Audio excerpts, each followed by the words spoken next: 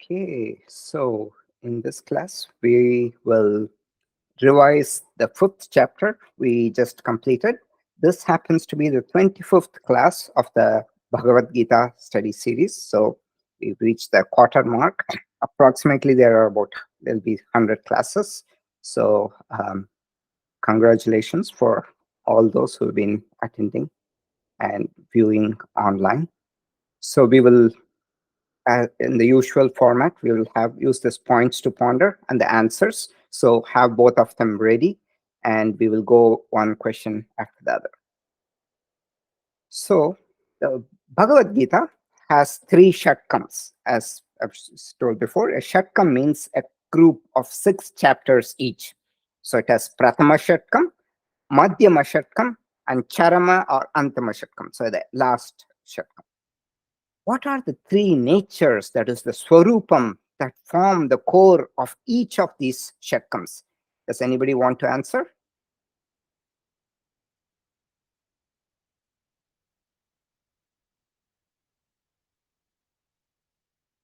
Anybody wants to answer this?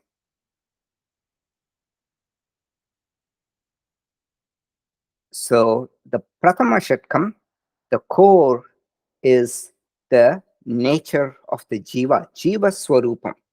So all these we're seeing, it is about the Jiva, the Atma.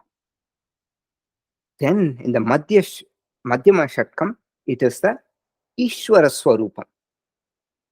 And in the Charama Shatkam, it's not Swarupam, but here it is Jivatma Paramatma Swarupa Aikyam, the oneness of the natures of the Jivatma, that is the inner consciousness with respect to the body, and Paramatma, consciousness with respect to the universe.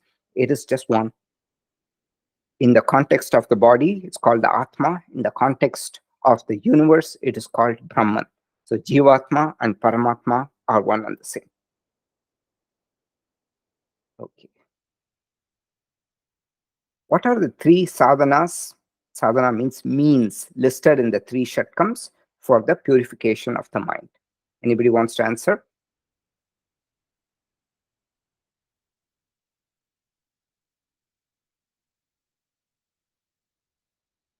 So in the Prathama Shatkam, it is Karma Yoga.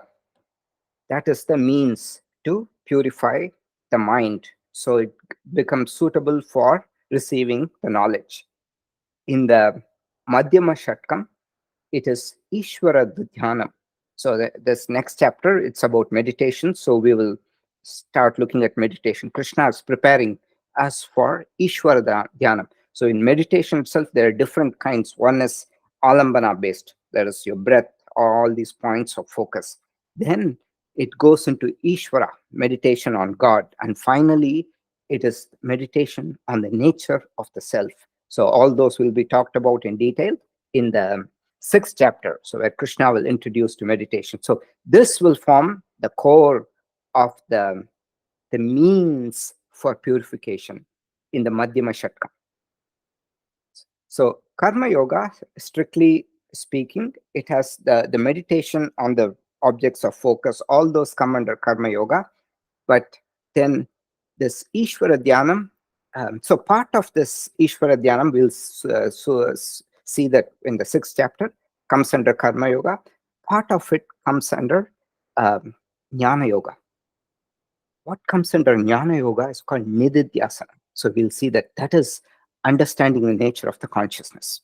It is also meditation, but it's called Vedantic meditation. Then in the Charama Shatkam, it's called Jnana Yoga. Jnana Yoga is the means to attain, finally means to attain moksha.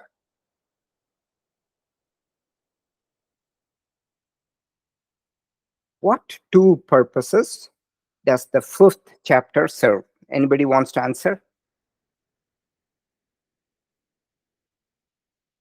What are the two purposes of the 5th chapter?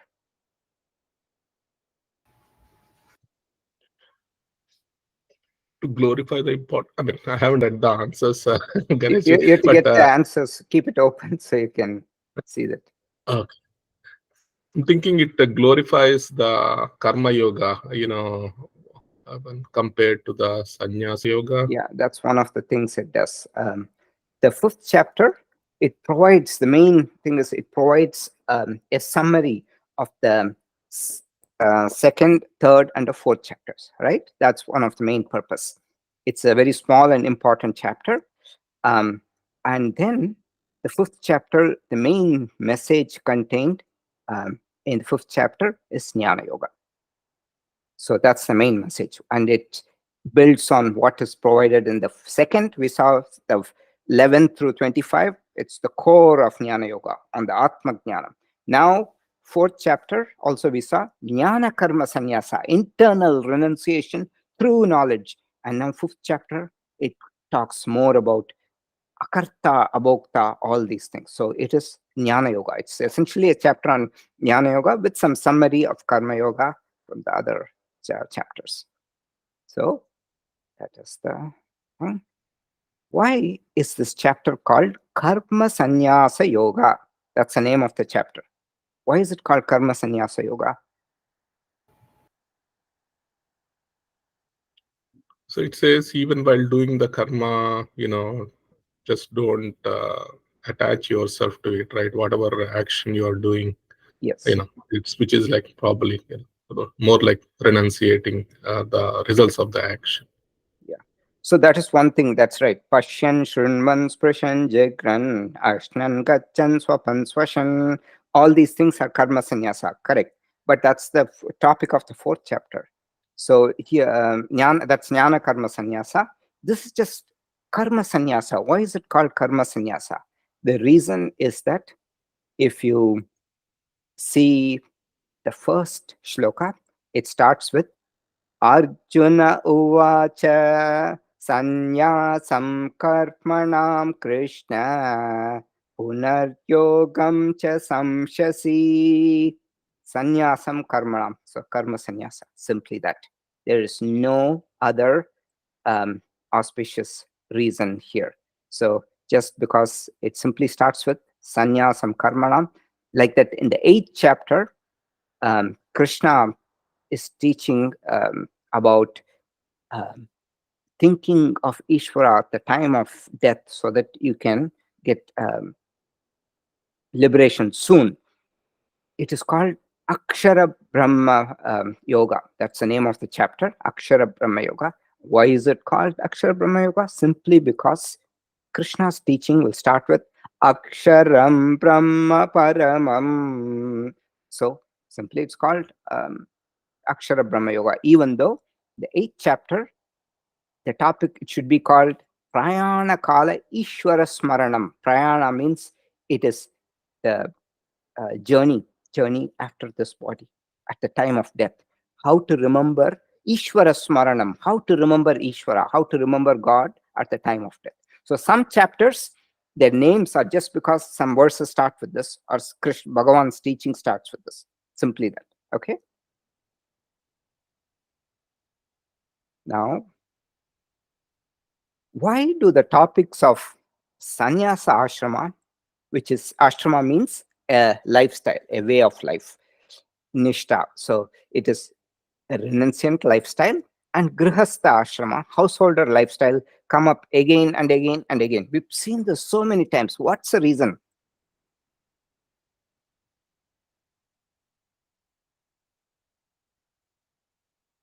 Because Arjuna wants to run away from the battlefield. That's, he wanted to run away. We saw that, right? And he wants to become a sannyasi, give up everything. But Krishna urges him to stay in the grihastha ashram, become a prince, and perform actions as karma yoga to purify the mind. By performing actions while mentally renouncing them through knowledge, there is jnana karma sannyasa. Krishna says that one can obtain liberation from a grihastha lifestyle. So the Bhagavad Gita, as I told you, it is a text written for the common people, not for the intellectuals and the sannyasis who are studying all these things. It is for the very common person. That is why Bhagavan glorifies the Grihastha ashram. We saw that it's called Nahi Ninda Jnanam, seemingly censuring, criticizing something to uplift, to make something which is simple look glorious. So that is the technique Bhagavan is using. So these topics come again and again because Bhagavan is continuously reiterating, Arjuna, you don't need to go become a sannyasi. Mentally renouncing actions through knowledge will get you there. You can perform all actions. That's what in this chapter it was said. Pashyan shrunvan sprishan jigran ashnan gachan swapan swashan pralapan visrijan grinnan unmishan nimishan napi. While doing all the action, eating, sleeping, everything, eating, resting, not sleeping, you know you're not the doer. The conscious, you're the consciousness, the witness. It is the mind body complex which comes alive with the reflected consciousness.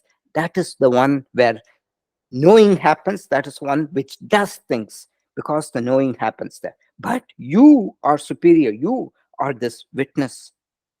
It is like electricity. You are the ultimate electricity because it flows in a device. It creates certain things, but you are the original. You are the grid, electricity in the grid. So, what is the logic used by Krishna to glorify a seemingly mundane aspect, in this case, a householder lifestyle? What's glorious about a householder lifestyle? It's not like a sannyasi who's sitting in some cave living on some bare minimum. That's not something everybody can do, right? That seems glorious. That's why people fall at their feet. People, do they fall at grihastha's feet? No, not much. Why is and so what is the logic to glorify a seemingly mundane grihastha lifestyle in comparison to a more austere and seemingly superior sannyasa, which is renunciant lifestyle? What is this logic Krishna is using?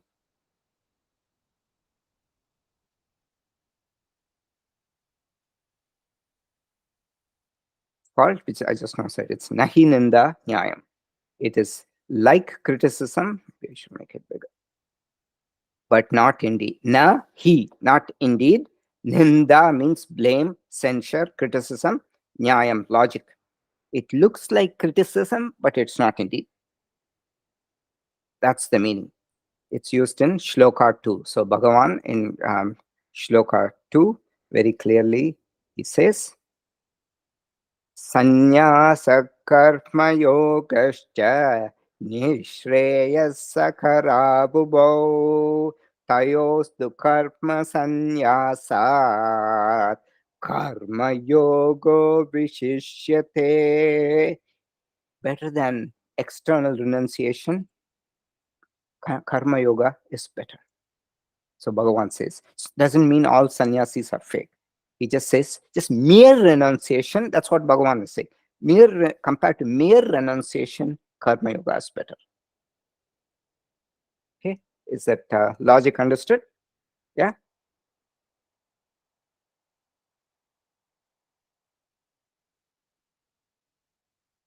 So we've seen that every chapter has some topics. What is the delineation of the fifth chapter? What are the main topics covered? How do you divide the fifth chapter? Anybody wants to say?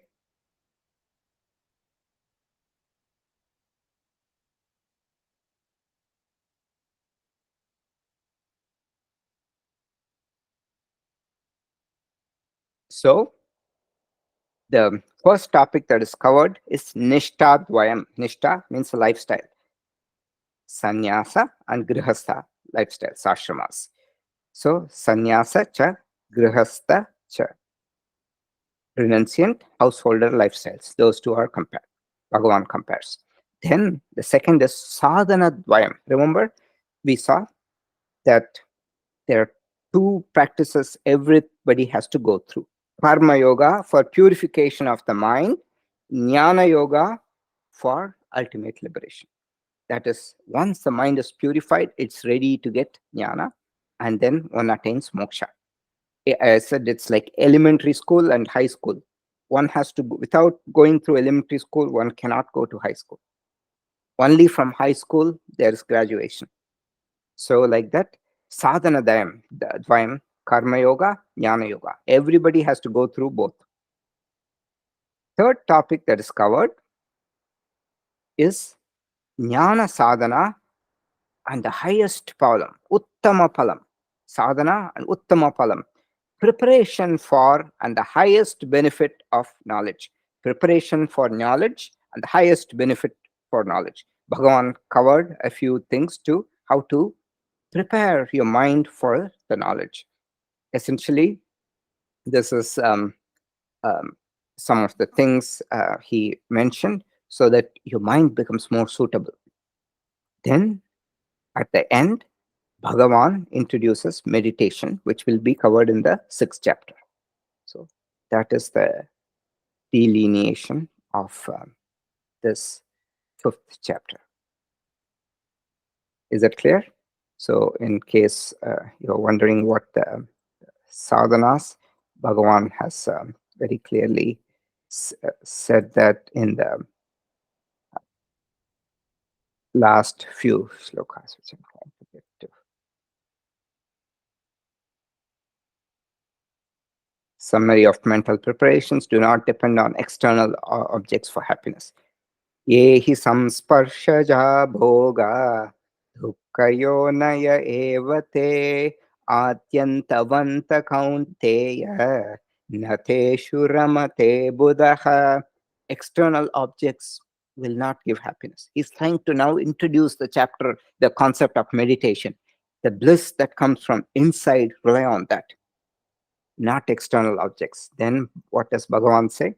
Withstand the impulses of lust and anger. And then later, what's the source of happiness? Bhagavan introduces meditation. Okay.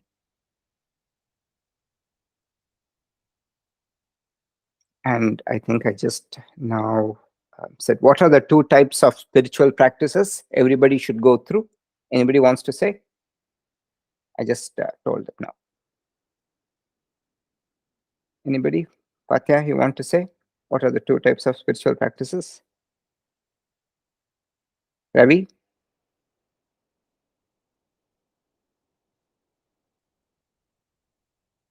Is it the karma yoga and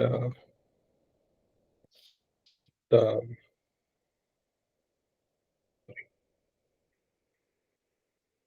karma yoga and jnana yoga? Yeah. Yes. Karma yoga is for preparation for jnana yoga, just like elementary school is preparation for middle and high school. So everybody has to go through. Please look at the recordings of Swamiji in this. I've shown this before. So both karma yoga and jnana yoga are required for moksha. There is no choice. And Krishna struggles to convey this to Arjuna. Let's hear what Swamiji says. We played this before. From karma yoga standpoint, jnana yoga is the end. Karma yoga has to culminate in jnana yoga. And from moksha angle, jnana yoga is the means. So this alone, Krishna struggled and struggled and struggled and struggled, and he thinks that he has communicated, but Arjuna continues to have problems, but he seems to be clear to some extent.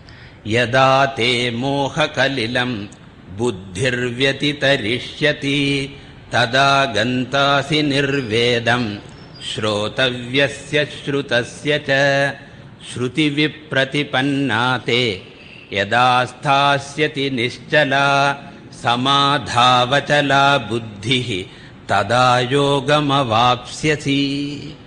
In these 2 verses of the 2nd chapter, Krishna has clarified Arjuna, karma yoga will lead you to jnana yoga, and jnana yoga will lead you to liberation.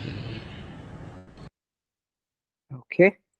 So that is the core here. But how about the dhyana yoga? So yeah, so that's why dhyana, part of the dhyana meditation, that's we're going to see, it comes under karma yoga. Part of dhyana, it's called nididhyasanam, it comes under jnana yoga. Some people have dhyana yoga as a separate thing, but in here Krishna he kind of divide. He just says there's karma yoga and jnana yoga, and part of the meditation comes under karma yoga. Advanced meditation comes under jnana yoga. We'll see that in the jnana yoga chapter, the next dhyana yoga chapter. Okay. So we covered 8. Which two shlokas capture the core of jnana karma sannyasa? So remember, 5th chapter is a summary chapter. It summarizes all that was taught previously. Internal renunciation of actions through knowledge, outlined in chapter 4. Which two shlokas capture that? Anybody wants to say?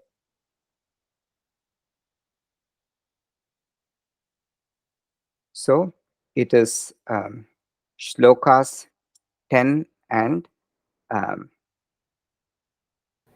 It's sorry, that same shlokas, thing, don't attach yourself to the result of your actions, keep doing the actions. correct.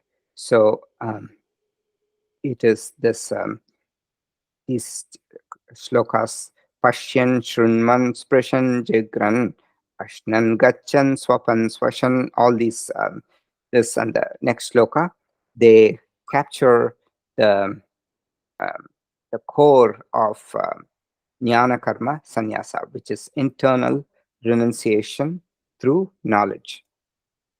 Let's see.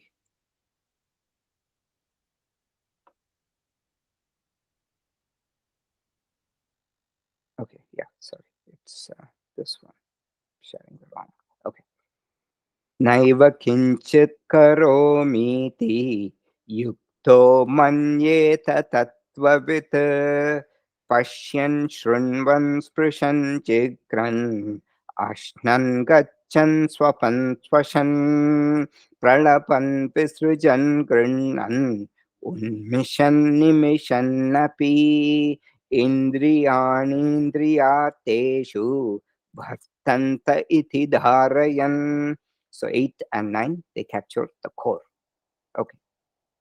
What are the 3 conditions by which karma is transformed into karma yoga? And what shlokas describe this?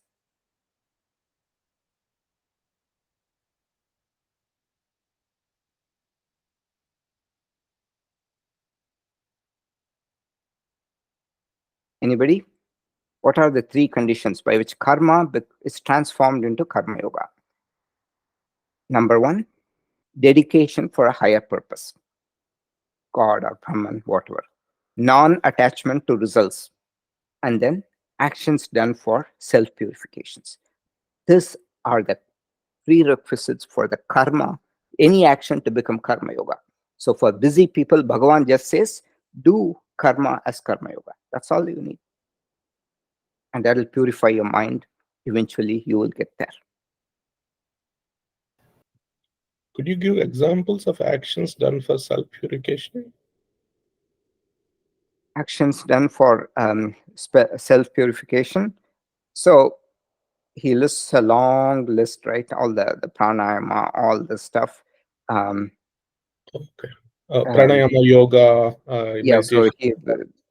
those, if it's very difficult, even service, so dravyamayat, yajna, giving stuff, all those. So when you give, it purifies the self, because you're letting go of this clinging attachments.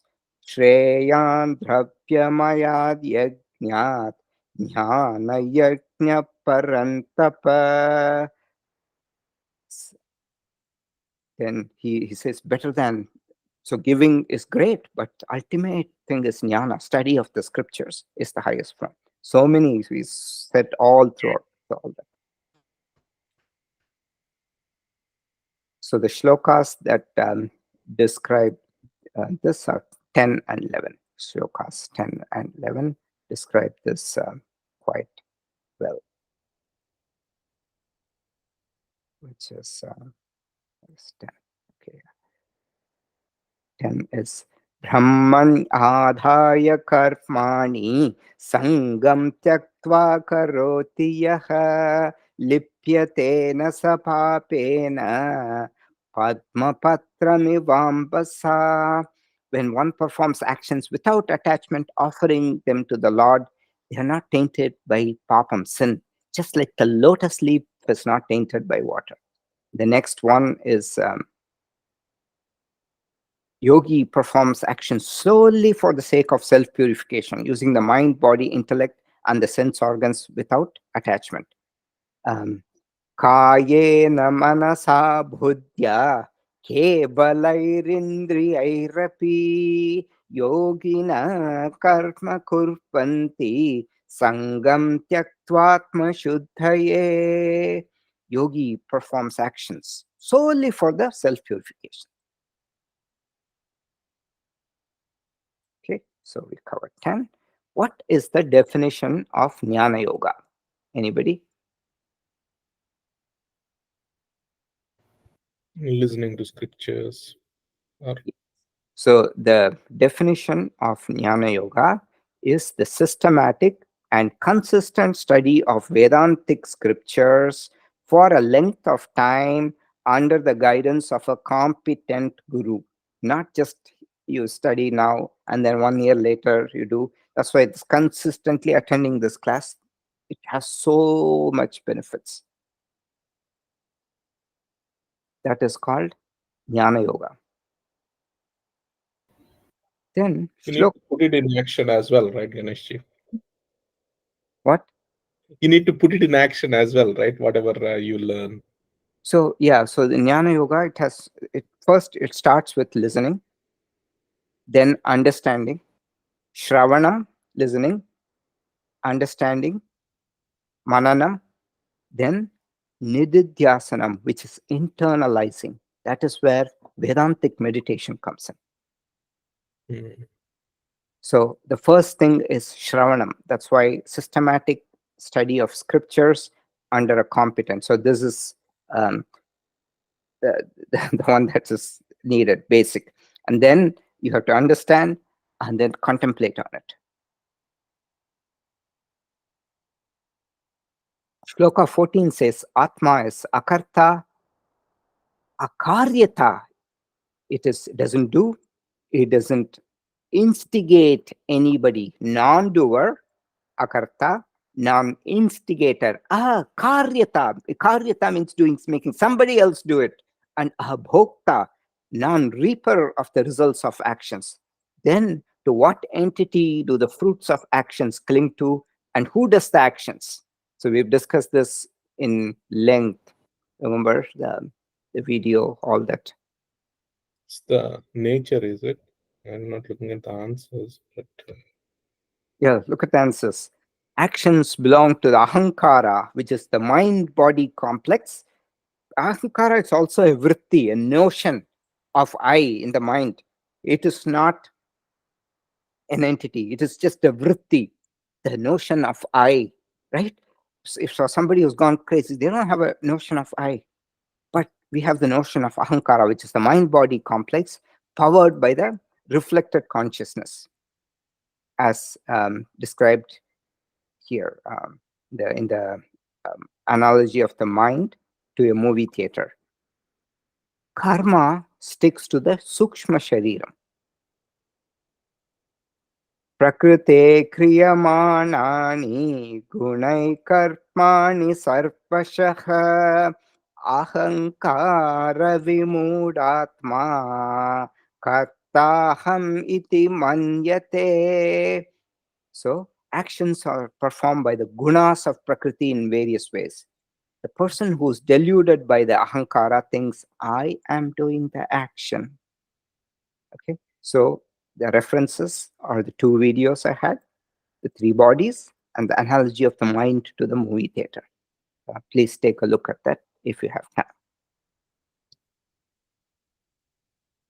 Next, why can't the consciousness perform actions?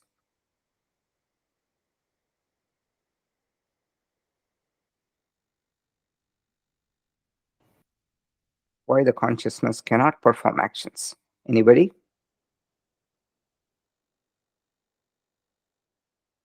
The reason is, by definition, consciousness is nirvikaraha. It's changeless. to perform action, because to do any action, to move something, your muscles have to contract, stretch, all those have to happen. Even to do something, the thought has to happen. That's so there is change. So to perform action, change is needed. But the Atma is nirvikaraha. So therefore, if the Atma does not perform actions, so why the consciousness cannot perform actions? Because by definition, it is nirvikaraha. And if it does not perform actions, it will not reap the consequences. Therefore, it is also abhokta. Is it understood? It's a subtle point. Anybody has any questions on this? Don't have a question on this, but the previous question, right, where you said to what entity the fruits of action cling to, the fruit of the action is always belongs to the nature, right? It's not the consciousness. I think I heard somewhere, the consciousness is not deciding the fruit of the actions, but it is the nature that decides. Is that right? Or I'm a little confused.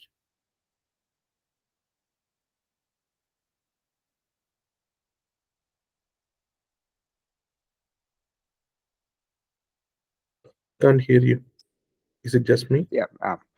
What Bhagavan, we just saw that now. What Bhagavan is saying is actions are performed by the gunas of Prakriti. And the gunas of Prakriti, it refers to the Sukshma Shariram. So Sukshma Shariram, so you should look at that video. That's a very important video. It consists of the 5 pranas, 5 jnanendriyas, 5 karmendriyas, and the mind. So you can 17 components or 19 components, the 4 parts of the mind. All these are inert. That's why it's called nature. Nature is inert. There's nature, prakriti. Nature means prakriti. Then there is consciousness, Brahman. Those are the 2 entities. Actions don't cling to the consciousness. Actions only cling to the nature. And here it's actually the Sukshma Sharira. That is where the imprints are formed. The samskaras stick to the Sukshma Shariram. That is going from one to another, one body to another. But the question that you asked is the fruit of the actions, right, Ganesh? It's not actions itself. You're talking about the fruits of that. Fruits means karma. Karma palam refers to punyam and papam. That is the fruit of the action. That also belongs to ahankara. All that belongs to the Sukshma Sharira. Sukshma Sharira, okay. All these things, it's just imprinted on that. Got it. Yeah, thanks. How does one's thinking evolve during Vedanta study? So this is a very important question. How does one's thinking evolve during Vedanta study? Anybody wants to click on that and tell the answer? It's very, very important. This is actually most practical benefit also. How one's thinking evolves during Vedanta study. In the beginning, before we study Vedanta, we think we are the body. We are so worried if something happens to the body doesn't look good, all that, doesn't look good, hairstyle not good. We are so worried. Then when we start studying Vedanta, we know there is something called the consciousness in my body that powers everything. But still, my body, I have some, I'm attached to this. You still have a little bit, but you know, okay, there's an entity called consciousness, which is not the mind. It's something different, which is powering everything. And then in the 3rd stage, you realize I am the consciousness, different from the body. Okay? And then you'll realize I'm the same consciousness in all the bodies. It's a little bit of stretch, but just let's stop here. I am the consciousness different from the body. I am not the body. Even when this body dies, the consciousness is still there.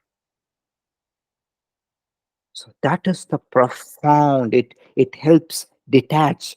Let's say I always wanted to do something. So some let's say I'm a basketball player. I take a lot of pleasure. I'm a great basketball player, but because of a car accident, I'm not able to play basketball. You can shatter you. You can go into depression. But if you know that you are the consciousness different from the body, you are unblemished, nothing happened, that will give you a lot of peace of mind. So this is the most important. It is so practical. That is why Vedanta is considered a superpower. Okay.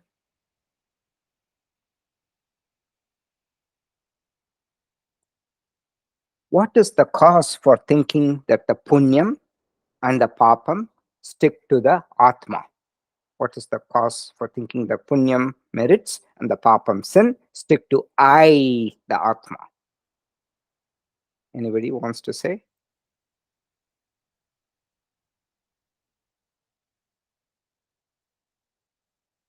The answer is Avidya. ignorance. Avidya. Avidya shetram uttaresham prasupta tanu vichinnodharanam. We've seen that. नादत्ते कस्यचित् पापं न चैव सुकृतं विभुः अज्ञानेनावृतं ज्ञानं तेन मुह्यन्ति जन्तवः. The Lord Atma does not take on anyone's punyam or papam. Knowledge is covered by ignorance, and because of this, people are deluded. Okay. Then what are the four transformations caused by this knowledge of the self? Anybody wants to answer this? Bhagavan talks about four transformations because of this knowledge. He doesn't call it I am food. not. Hmm? I am not the body. I am not the mind. So, the way Bhagavan puts it, transformation, samadarshanam, seeing the same in everything. विद्या विनय संपन्ने ब्राह्मणे गविहस्तिनि शुनि चैव श्वपाके च Pandita समदर्शिनः. So yes, knowledge you because the knowledge itself is means you're not the body. That itself is a knowledge. That's a knowledge, right? That causes these transformations. Because of that, you see every being as same. Do you understand, Patya? The slight difference. So that knowledge itself is the understanding Yes. that you are not the body. Then conquering the fear of mortality here itself. इहैवस्तैर्यतः सर्गः येषां साम्ये स्थितं मनः निर्दोषं हि समं ब्रह्म तस्मात् ब्रह्मणि ते स्थिताः. Here itself you conquer fear because Brahman is nirdosham hi samam. It's the same everywhere. It is blemishless. You are not tainted at all.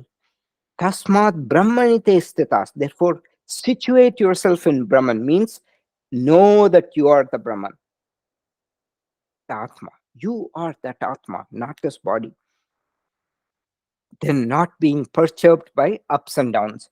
Na prahrishyet priyam prapya, no tvijet prapya cha priyam, stira buddhirasam mudaha, brahmapit brahmanistitaha. They are not elated by success and they're not depressed by failures. They're not perturbed by ups and downs. Then the last one is finding lasting happiness and fulfillment in the Atma. Bahyasparshabhasaktatma vindattatmani yat sukham sabrahma yoga yuktatma sukham akshayam ashnute. They find lasting happiness. Akshayam. We saw the Akshaya Patra. Remember that story? So, lasting happiness is obtained. So, these are the transformations from knowledge. This is a very important thing. Why are the pleasures born of senses risky to indulge in? Anybody wants to answer this? Yehi This samsparshaja bhogaha dukkayonaya evate. Remember that shloka? result in sorrow, everything. They only result in sorrow in the end. Pleasures born out of contact with sense objects, they only result in sorrow, because when that thing goes away, you have it, oh, it's gone away, it's just I want more. So they have a beginning and an end. Adi, anta, anta kaunteya. Adi, beginning, antam, end. Adi and antam, they have a beginning and end. O son of Kunti, tasma, therefore, Buddha, the wise people, na teshu ramatha, they don't revel in them. If it comes, good. I told you the example of the sannyasis, right? In Rishikesh, Swami Sarvapriyananda would give this example. One day they will get roti and dal. Next day, dal and roti. So this is their thing. Once in a while there will be a wedding, and so sannyasis are holy, so they will call them for the wedding. They'll have a sumptuous thing, all the sweets, everything. And next day after that, what will happen? Roti and dal. And the day after, dal and roti. So this is, they, whatever comes, they take, but they don't revel. They, they don't think, oh, I miss this. That they don't, because they only result in sorrow. Is this also referring to the attachment or just the pleasures?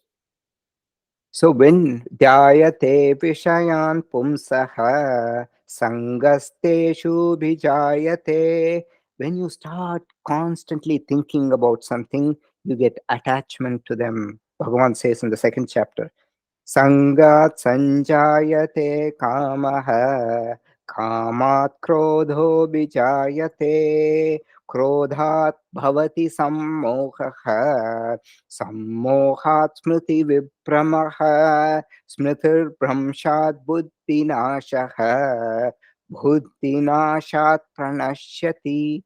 The entire sequence Bhagavan describes.